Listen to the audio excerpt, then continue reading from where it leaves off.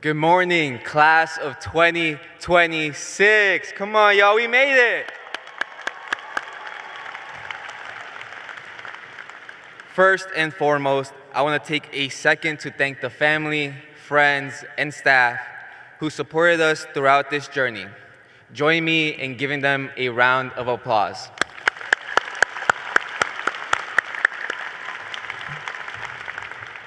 As it was mentioned earlier, if you take a look at the huge screen above, my speech will include Spanish closed captions for any Spanish speakers here with us today.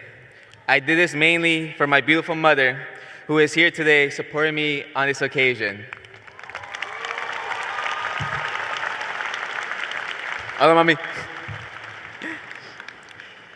For those who I have not met, my name is Christian Perez, the president of the undergraduate student government, a graduating senior from Baruch College, but I'm also a son. I'm a brother, I'm a friend, and today I have the honor of speaking in front of you all. Today is one of those moments where you stop and think, is this really happening? Are we really here? Well, we are, and we made it, and it is time to celebrate. But let's not forget what it took to get here. As I look into the crowd, there is a lot of people, but people with stories, where you faced challenges, had moments of doubt, nights where you questioned everything. I know I have. We all have our stories of struggle, of setbacks, and of triumph. So I decided to share mine today. I grew up in Queens with my single mother and family. As a kid, I never really understood the weight of my decisions nor of others. It wasn't until my mother sat me down and told me the story of how I came to be in this country.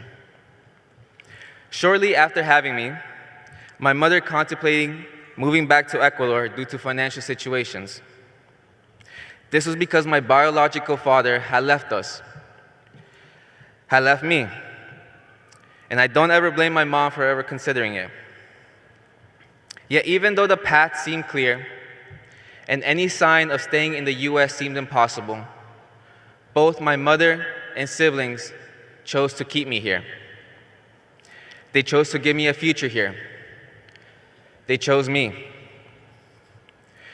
Since that day, I have given it my all everywhere I go. Soon enough, I became a first-generation college student, the first in my family to walk through these doors. Even so, when I entered in Baruch in 2022, I came in with fear.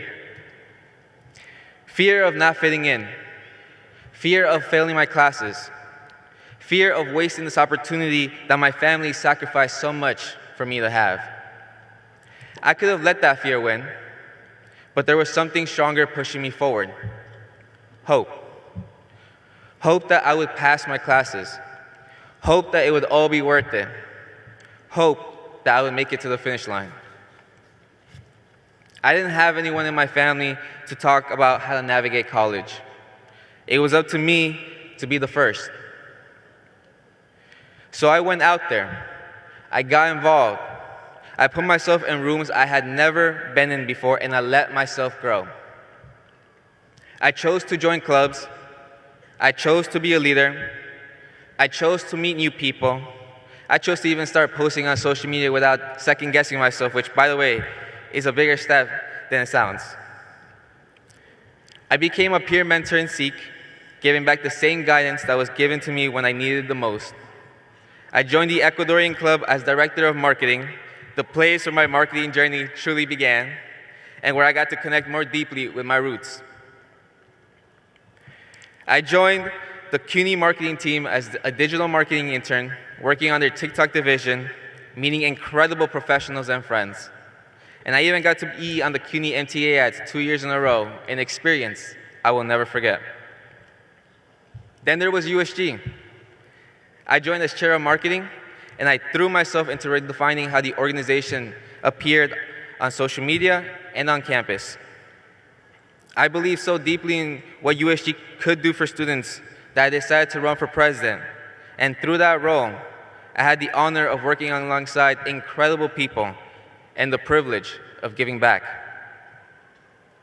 I want to thank my friend and mentor, Dave Olajide, for believing in me and giving me that chance. For me, college was my only path forward. So best believe I made the most out of it. Every choice I made with the intent to uphold the same value my mother put into choosing me. For me, being a Latino first-generation college student was more than just a role or a title. It was a responsibility to carve a path forward for those who weren't given the same opportunity and for those who come after. Now, that was a lot, but that's just a part of my story. We all have our own version of this journey. For some of us, it was the commute, 2 trains and 1 bus just to sit in the lecture hall. For some, it was clocking out of work and heading straight to class, exhausted before the night even started. For some, it was checking the food pantry or stretching what little was in the fridge to last the week. For some, it was the quiet panic of making sure your benefits stayed active because you couldn't afford them not to be. For some, it was taking care of younger siblings because your parents were already burnt out from work. And on top of all of that, finals, papers, and group projects. We carried a lot to get here, but we carried it, and we made it. Every single one of those moments and choices brought you here. Own them and be proud of them. Now, none of this would have been possible without the people in my corner. First, my mother. She left her country, the place she was born. Yes, she deserves that round of applause. Te amo, mami.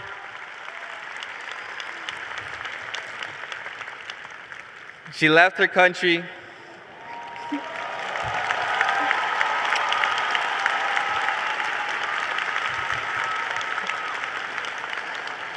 She left her country, the place she was born, the place she called home, and came to the United States for a better life.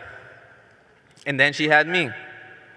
And from that moment on, she worked through long hours in harsh conditions every single day to give me everything she never had. Every morning, she made sure I left the house with clothes on my back and food in my stomach. Through every stage of my life, she has been there. I made a promise to myself and to her that I would not fail her. So as much as today is about me, and as much as today is about you and what you worked for, we are doing it for the people who gave up so much so that we could have this moment.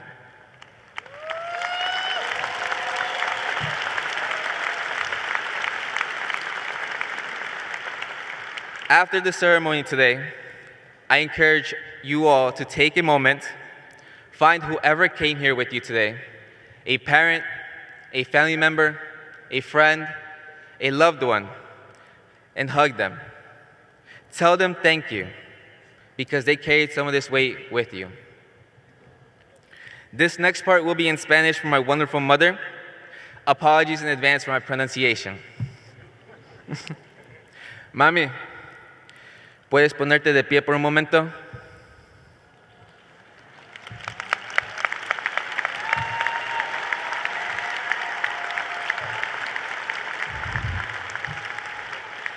Gracias por ser la mujer más fuerte en mi vida, por cada hora larga que trabajaste, por cada comida caliente que me diste, por cada vez que me deseaste seguridad al salir de la casa.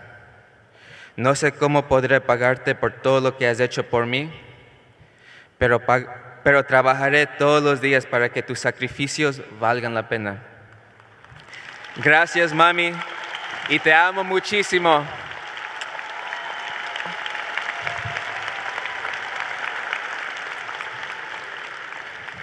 Y a toda mi familia aquí conmigo hoy, gracias por siempre preocuparse por mí, por estar ahí en diferentes maneras, y espero haberles hecho sentir orgulloso de mí.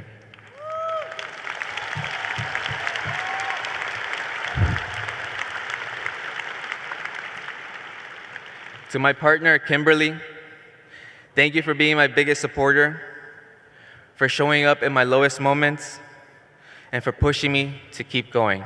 I love you.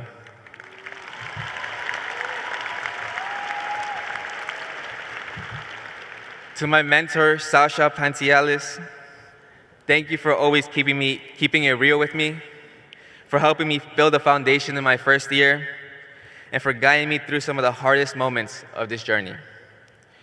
To OSL, Damali, Dinetta, and Steven, thank you for hearing me out, for giving me a safe space, and for making me feel like I could truly make this role my own. And to the friends who walked through different chapters of this story with me, Daisy Gale, Cindy Shinin, Brian Guaman, Yasmin Nagdali, Muskan Bissell, Miguel Rosario, Laurent Benjamin, Laisha De Leon, and so many more, thank you for showing up. You made this journey worth it.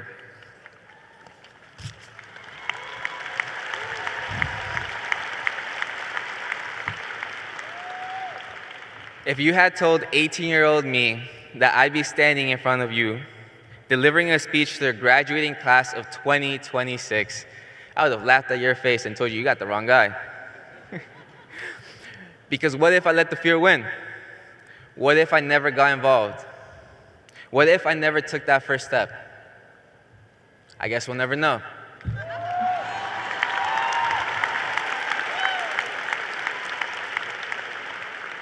So if you were able to take away anything from my speech today, I hope it was at least these two things. The first, never let a what if stop you for what can be. And the second is to make meaningful choices. Choose to be kind, choose to be respectful, choose to surround yourself with people who support you and push you forward.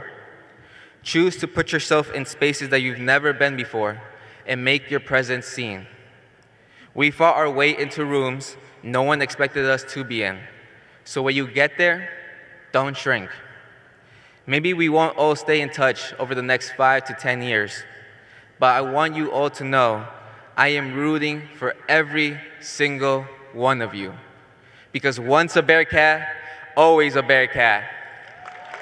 Que viva Ecuador! Que viva los Latinos! And congratulations to the class of 2026. Yo, we did it. You guys did that. One flick for the ride. All right, now.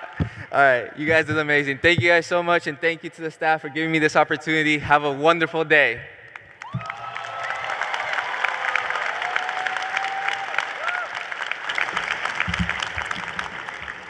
Thank you, Christian. It's now